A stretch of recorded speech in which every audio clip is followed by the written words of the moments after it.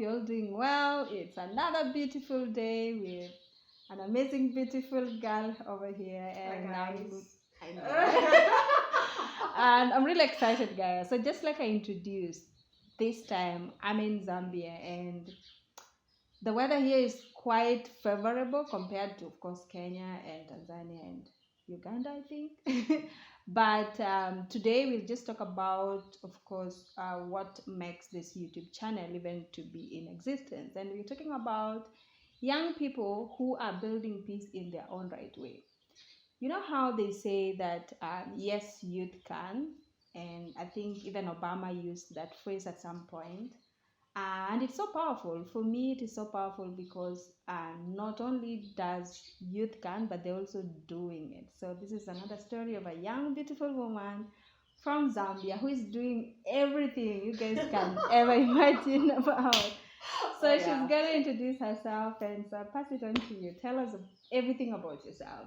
Okay, hi everyone. My name is Maria Kadaka. I'm Zambian, born and bred Zambia. So, about me, I think there's so much about me. Yes. So, my name is Maria. I come from Zambia, and I'm an interfaith activist. I'm into peace and building. I'm a final year law student. Yay. I also did a Bachelor of Arts with Education from the University of Zambia, and an activism award winner in Interfaith activism award winner, and I've done a lot of interfaith and intercultural dialogues within my country and around the world. So I think, I'm a mother to a 7-year-old beautiful son. Yes, and he's smiling right now, right here. So. So that's basically about me. Thank you so much, Maria, for that wonderful introduction. So what really then catches my attention is on your peace building work. I think when we were driving, by the way, we are at her place and it looks really fancy. She's also you're welcome, guys. Did you say what? Interior design. Yes. She didn't. Can you say it? Oh yeah, I do interior design part-time. It's my passion. I've never been to school for it, but I just like to make people's home cozy on a budget. Yes. So if you need an interior designer in Rwanda, in Zambia, then you can always reach out to Maria. Yes. I think I'm gonna leave her contact details, probably an email on the comment section for you guys to follow. Yes. But then at this point, we want to delve deeper into her story of becoming. You know how they say Michelle Obama's book, Becoming. You know? Yes. So we all want to read that, book, but also we're also writing in our own small ways. We're also writing our stories on how we are becoming as young women across Africa. And Maria will tell you all about her peace building work. And probably I'll start this by asking, what does peace mean to you as Maria? Okay. Peace means an absence of war and conflicts. It means living in harmony, tranquility, and love. Peace also means having socio-economic services, having food, shelter, and clothing. I think that's what peace entails, what it means to me. Yeah, I love that you said, the aspect of economic aspect, especially in food. Nowadays, I think it's the other day, I was telling someone how a hungry man is a hungry man. Like yes. When I'm hungry, and I can cause chaos. So peace is, like she's put it, it's not like the mere absence of war, but it goes deeper into looking at the basic needs. If you don't have them, then you're really disturbed, and you can equally cause chaos in your neighborhood. Sure. And I'm glad that you shared that.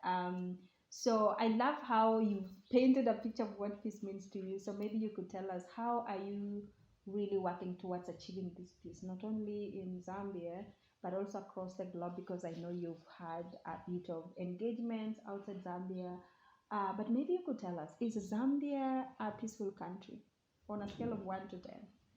Yes, I'll give it 8.5 out of 10. 8.5? Yes.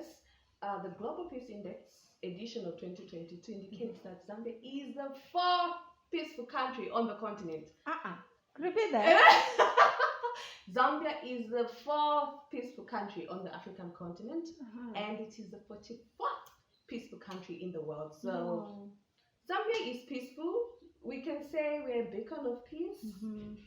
But the we're talking about the absence of cohesion, physical cohesion. Okay. So we can say Zambia is quite peaceful. It's quite peaceful. I think also, guys, when you watch this video, you'll probably start thinking about like.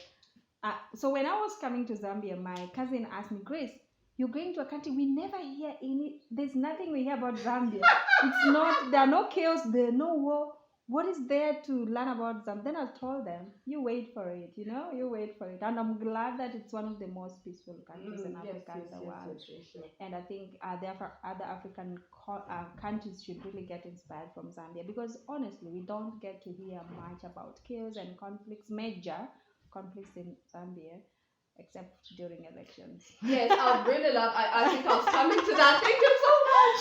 I was coming to that. So we mostly have some political instability and conflicts towards elections or during the election campaigns. We find two groups or groups of people that are in competition who tend to be very intolerant.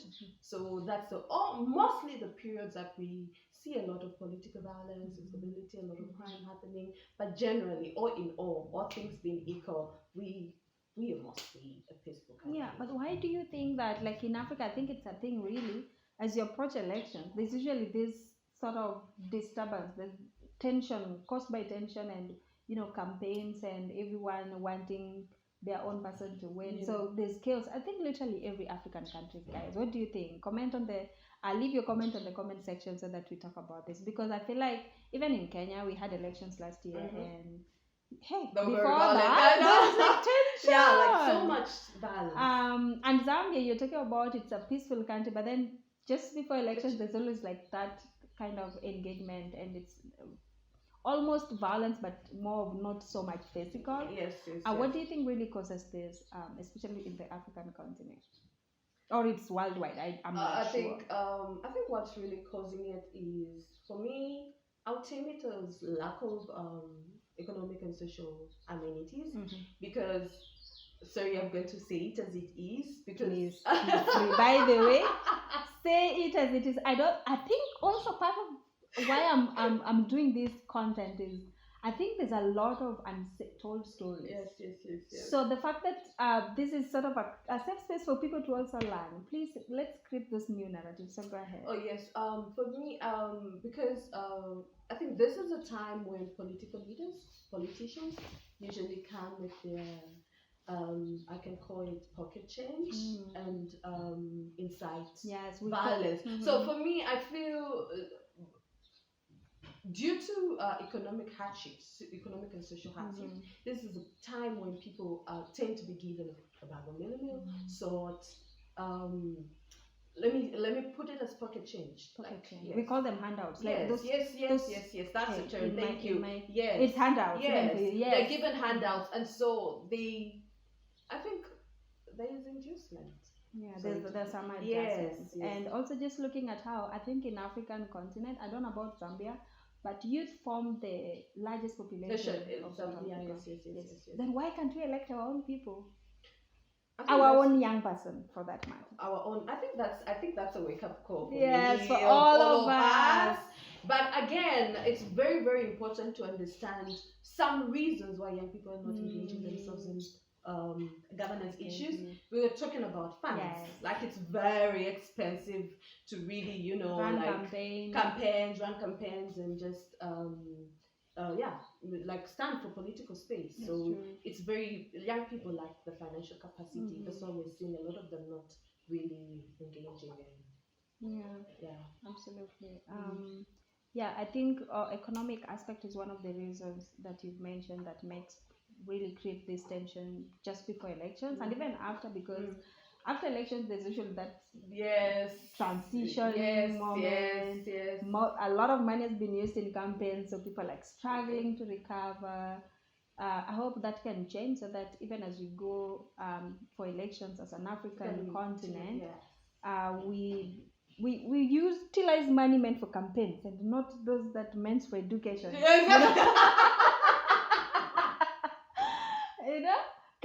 Can we allocate money for every other errand? If it's campaign, can people just keep lanes Yes, in yes. utilizing funds. I think that would really help us. Mm. Yeah, I'm glad you've shared that. The other thing probably our viewers would love to know is what's your story? Why are you doing this? Why are you doing, especially, you've mentioned something about interreligious dialogue.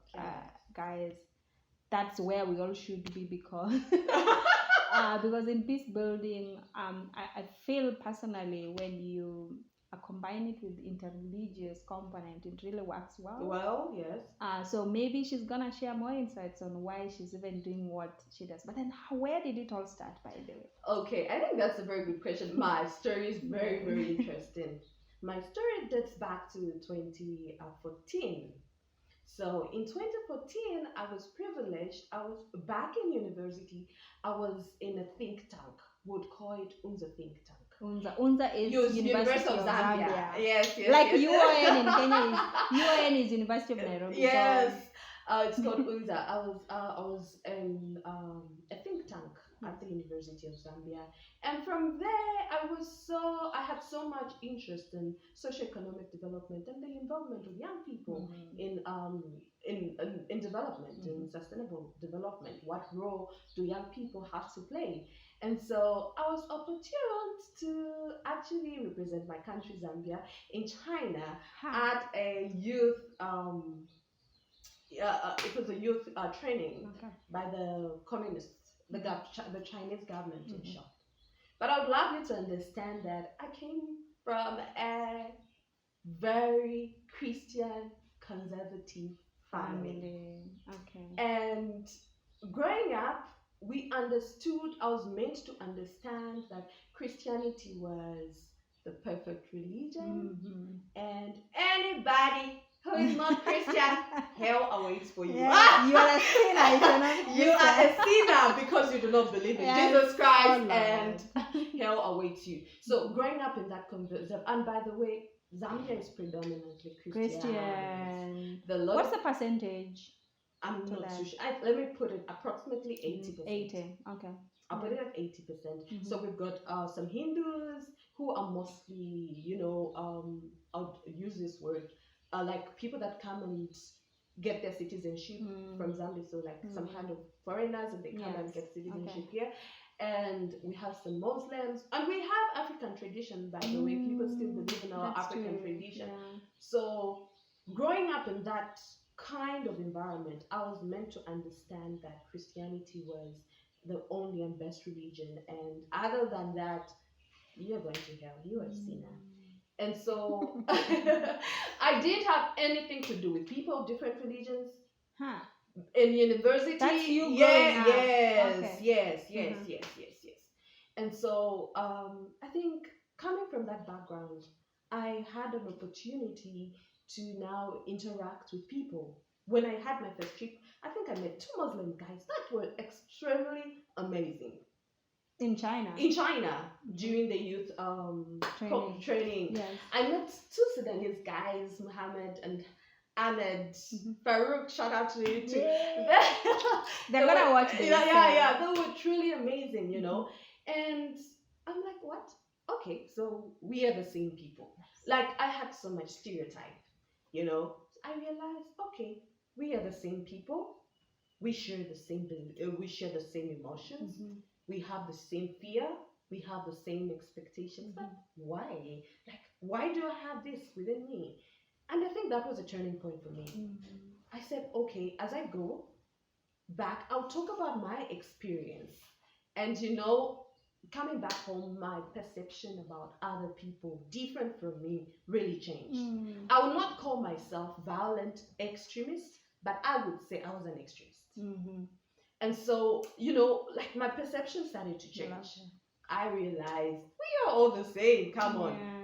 Yes, the different religions, but everything is centered around love. Love, peace, tranquility.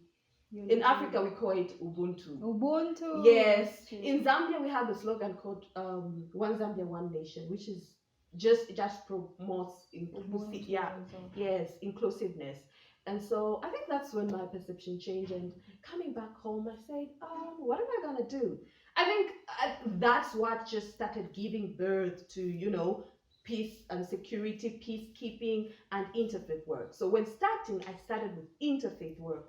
And so what I was doing is that I was using interfaith to promote peace and harmony within my community.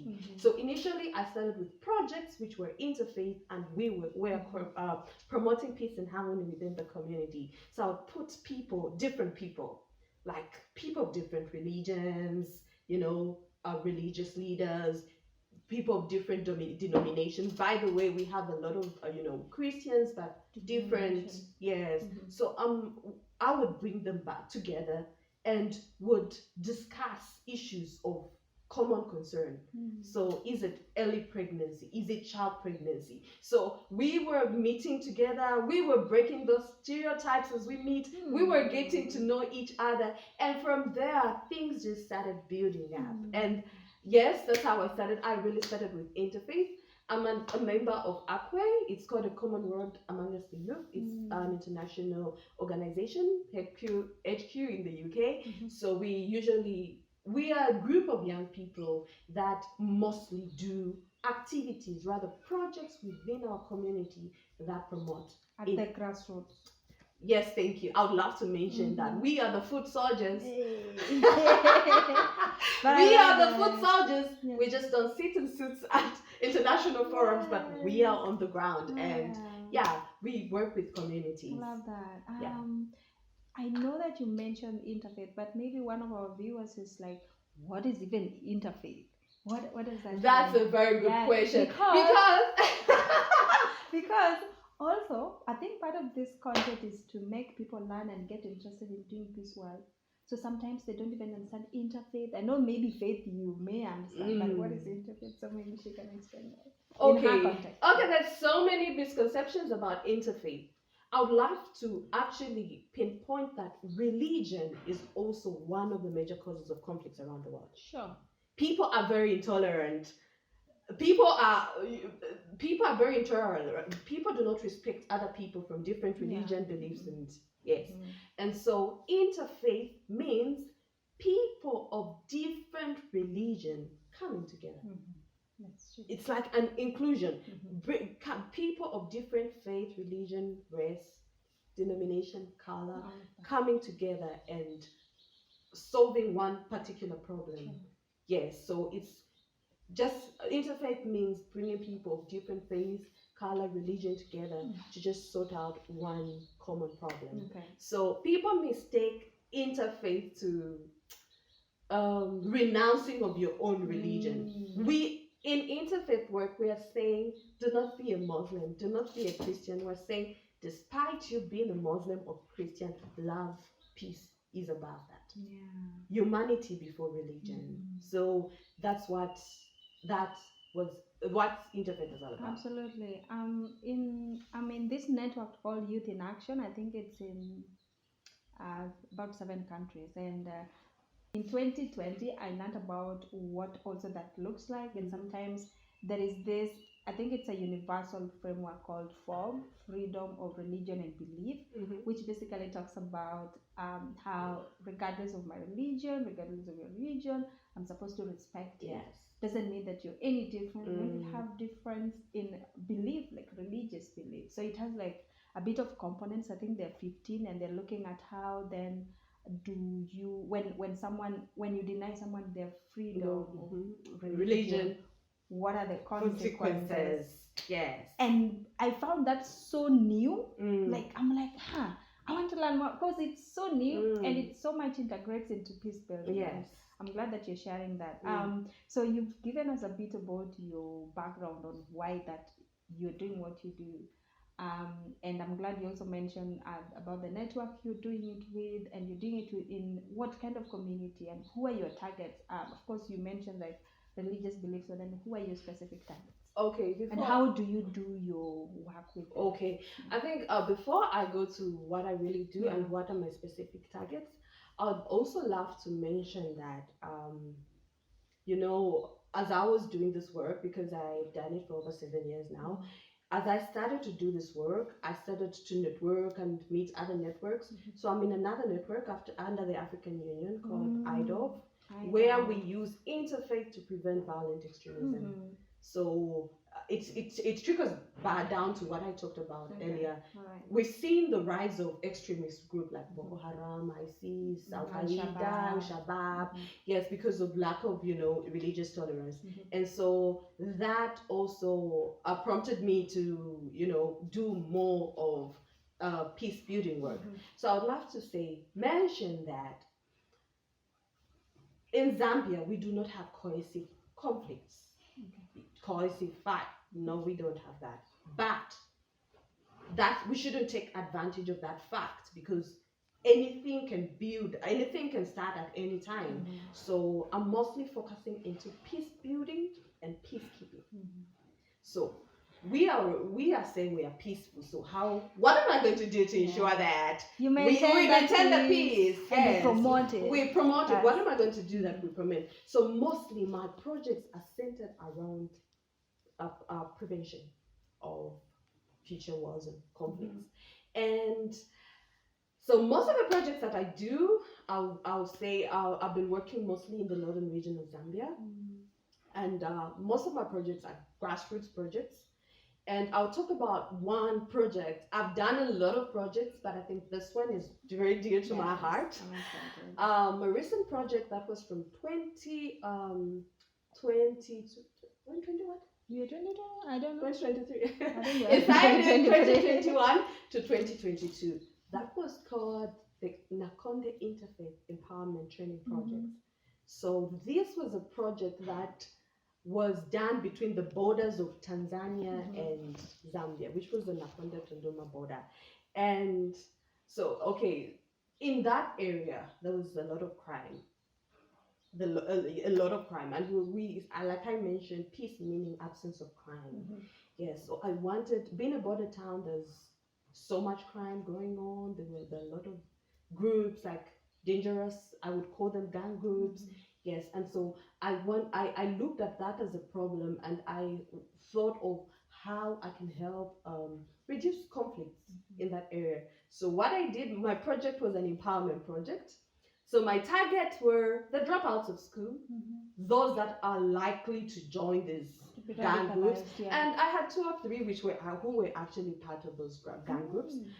I brought them in together with the help of traditional leaders, religious leaders, and just leaders within the society. They helped me identify those young boys and girls who were like between the ages of 18 to 25. And we started to teach them in capacity building. So we went for 6 months teaching them in tailoring, carpentry, and welding. So those skills would ensure that they would survive. And like I said, let me put it this way. There's also a high rate of unemployment. So that was like a prevention measure of young people going into, conflicts, bad vices, and all. So it was a capacity building training where we trained the young boys and girls for 6 months. As I'm speaking right now, others are now working with designer shops. Others are working with carpentry shops, making sofas, beds, and other things. So that's was, I think, my most proud project. And our aim was de-radicalization, reintegration. So we even had counseling for them. Yes, they were like interfaith dialogue to break some of the stereotypes. And I'm proud to say, because of this, I'm able to do yes. And that's something that you reintegrated back into the community, like you know how when you're radicalized, now you're excluded from your community at some point, and then your community also gets to be very sensitive and do not want to associate with you. Are there those that you took back home to their homes? Yes.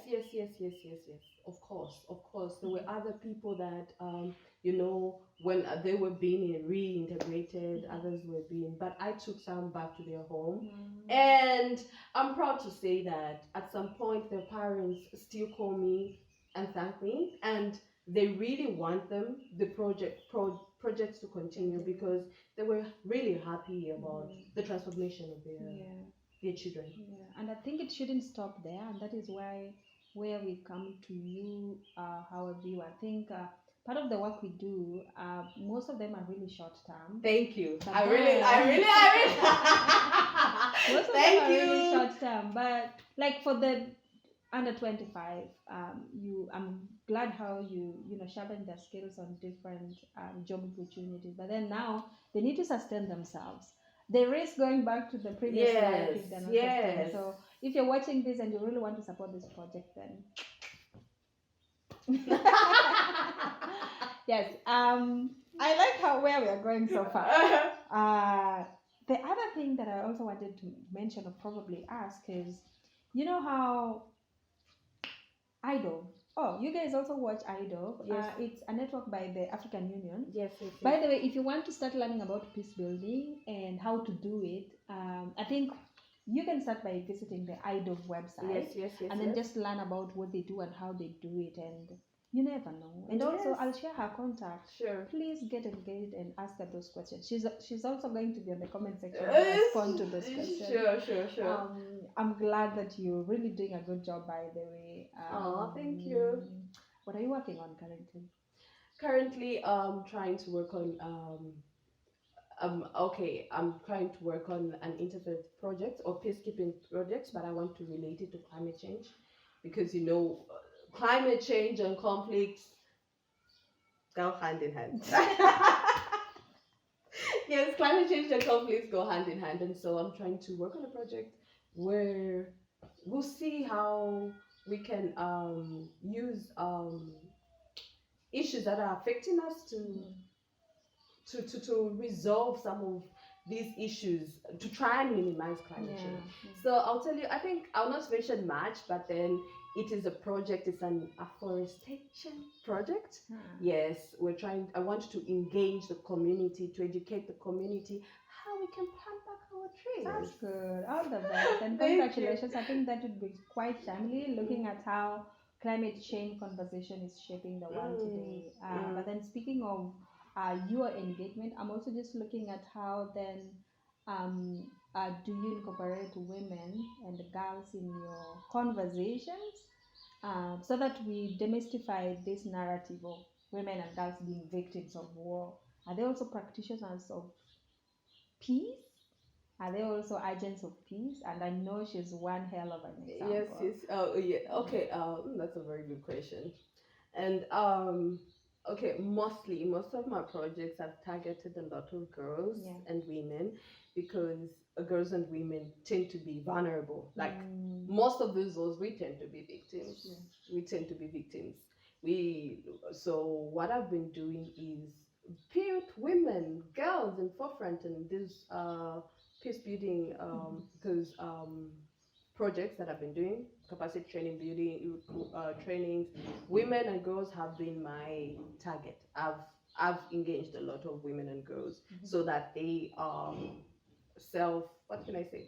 self-reliant and well informed about peace and conflict negotiations, how to negotiate, how to resolve conflicts within communities, how to empower, because mostly we are talking about the socio-economic type of conflicts that we can experience due to some of those factors. So mostly for women and girls, I've been training them in necessary skills for survival. And where do you get your funding from? I think we all want to know, because we say in Swahili, pesa ni shida, pesa is money. Yeah. So like, especially if you are a young woman, and especially if you're a woman and you're young, it's double trouble, because you're both a woman and a young person. And with the shrinking funding space, and also the fact that young people, we are not fully capacitated to get money from different donors. How do you get your fundings to support all these engagements? To be honest, firstly, when I started my work, I made it as simple as possible, because I just wanted to make a difference. I wanted to impact. And so most of my money was personal money, but doing it in a strategic way that I wanted to impact. So I started very small. And so I would engage young people. I would encourage young people out there, start in a small way. make a difference.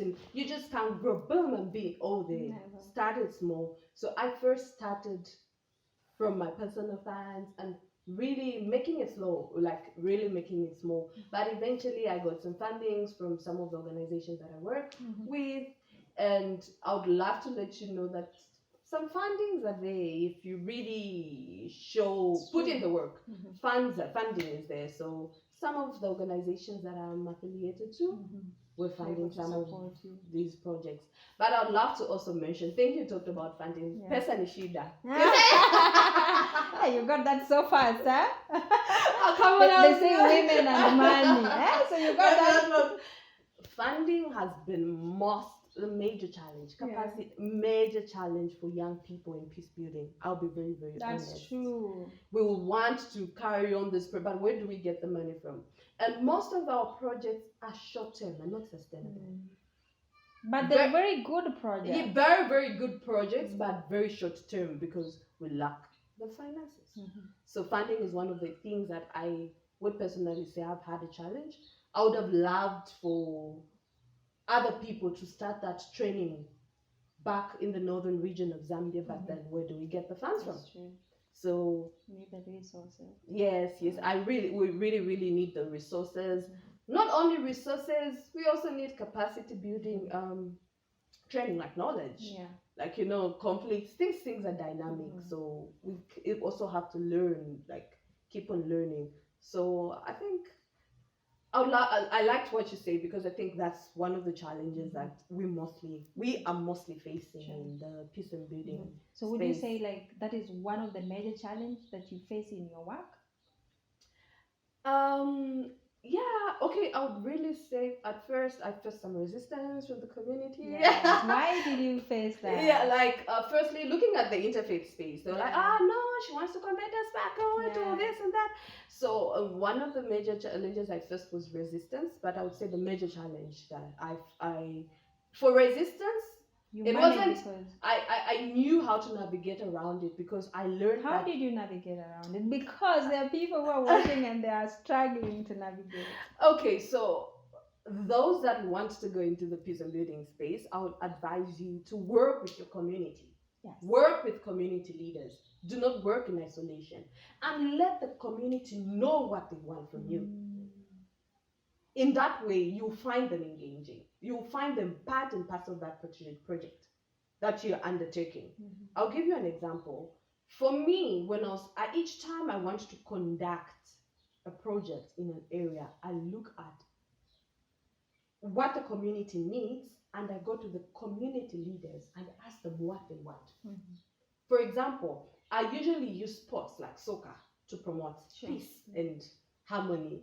And when I go to a specific area, I'll look at the area and what's their area of interest? What do they like? So that you don't impose sports you don't on them, impose and they don't on even know them how to play the soccer. Yes. So I found, actually, there's one project that I'd love to talk about. There was a sporting event that I made between two conflicting communities, and it actually brought them together. Are you able to mention the community? No, I would not. I'll not mention those communities. Yes. But yes, there were two conflicting communities, and I used soccer to bring them together. So what is needed in that way is that it was a one-day event because of funding, but I learned in the process that a soccer league, what you call it, Premier League, ongoing. In that way, it is a little bit sustainable. So involve the community. What is it that they like? What?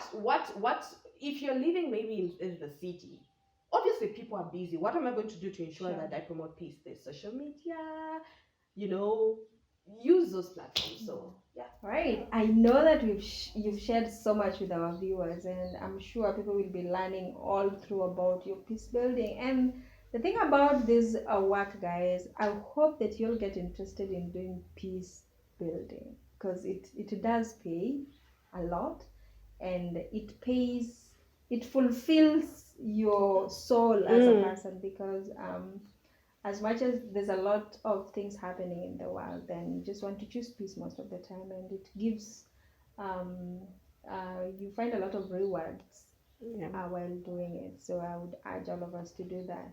Maybe what Maria could tell us now is of course, they are fresh from elections, just like Kenya. What are the greatest lessons you learned over the past year, just doing campaigns and now having a new government, taking over the next 5 years?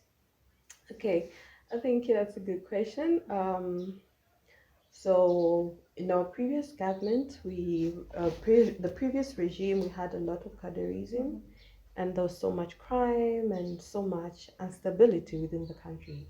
And so, with the coming in of the new government, we've seen a decline of cadreism. People are free to work. People are free to say their political affiliations. Previously, you wouldn't even say which political party you are in. You couldn't publicly put on maybe a T-shirt, a regalia of a certain political party. But now, with the coming in of this regime, we can see a lot of peace and stability in terms of cadreism. We've seen a decline of party cadreism. I think which is a good thing. Yeah. You're excited for the new regime? Yes. Yes. Too much. Because I mean, that was a little bit of worry. That brought a lot of worry because we could see a rise of an intolerance amongst people with a different belief. Yeah. Yes, but with the coming in of the new regime, I think we're seeing some level of inclusion. How gender sensitive is the new government? It is. We can see women in almost all decision making bodies. We even have a female vice president. Yes. So after the president, it's the vice president. Yes. She's a woman. Yes. We have the female. That should just show you how we are striving to ensure that we have the gender. Is it equality? Yeah, it's gender equality. The equity. Yeah. I love that. So after all of these stories, your story I think is quite remarkable, and you gotten me quite inspired even more. But then, what inspires you? And do you even love your job? I do. I think I really love my job. I really love my job. What do you call yourself? A peacemaker. Peacemaker. Okay. I love peace. I love to smile. I love to laugh. I love to see. What can I say? I love to see people happy. I love to see people living in harmony, and I think that's my push and my drive, and that's what keeps me going. Okay. To do this work more and more and more. Okay. Yes. Sounds nice. I share in the same thoughts with you. Just seeing people happy and smiling and really like feeling like they are heard and listened to is everything to me. You don't have to pay me. Yeah. It's so fulfilling. Alright, so as we wind up, I think maybe what's your advice to our viewers and maybe your takeaway and anything that you think they would love to hear from you. Guys, don't ask, I don't want to say silly questions. Of course she's pretty, we all know that. Yeah, so what's your last takeaway? Okay, my last takeaway is, firstly, I would really encourage every person watching this video, or every human being, to promote humanity before anything else. Ubuntu, we are human beings, and so let's love one another regardless of political affiliation, race, color, religion. We are all one people. Like, we are one. We are the same people. And I would also, let's continue to live in peace and tranquility. Let's love one another. Let's see what we can do to better this world. And my other advice for young people that want to start the peace building work is just go with it. It's a passion. If you want to see peace, you can do something about it in your community. You just don't need, you need funding, but you can start it in a small way. So go and advocate for peace within your community. It can start slowly. And for those that seeking capacity, what should be done? How should I start? How should I go about it? The young people like Grace around the world, who are doing this work, so reach out to them. And there are other platforms I'll talk about. ACWAYF, you can look for ACWAYF, which is a platform that promotes peace and harmony. You can also go to Idover under the African Union, and so many other platforms within in the world that, you know, they give capacity. There's so much knowledge out there on the internet. Start. You can, if you want to start doing this work, it starts with the state. You can do it. I'm talking about grassroots. Mostly because I'm a foot soldier, like I call myself. Yes. So yes, and I think that's the word of advice that I have, you know, for you. Let's continue to live in peace. Let's continue to love one another. Humanity. Before Ubuntu. anything, Ubuntu we call it. Thank you. Okay. Thank you so much. I think Thank this is one of the you. most one of my most enjoyed interview. Okay, I enjoyed it so Oh, much because thank I you. think you're just I like people. I feel like sometimes I'm too much. Like I talk too much, but I find somebody who can match my energy. I know I've done this before, but I really want to appreciate Oh, you. thank And you. Welcome. I've not spoken any Zambian language ever since I got here. How do I say bye, guys? Okay, so guys, thank you so much for watching. I hope you loved this video. If you did, give it a thumbs up, and also you know, she'll be checking out on you guys on the comment section. Also give subscribe if you haven't. Please join the family of IPs, and let's continue promoting peace together. So I want to speak Zambian language, but to say bye I would say Zikomo Naya. Bye guys. I hope to see you soon in the next video. Bye. See you.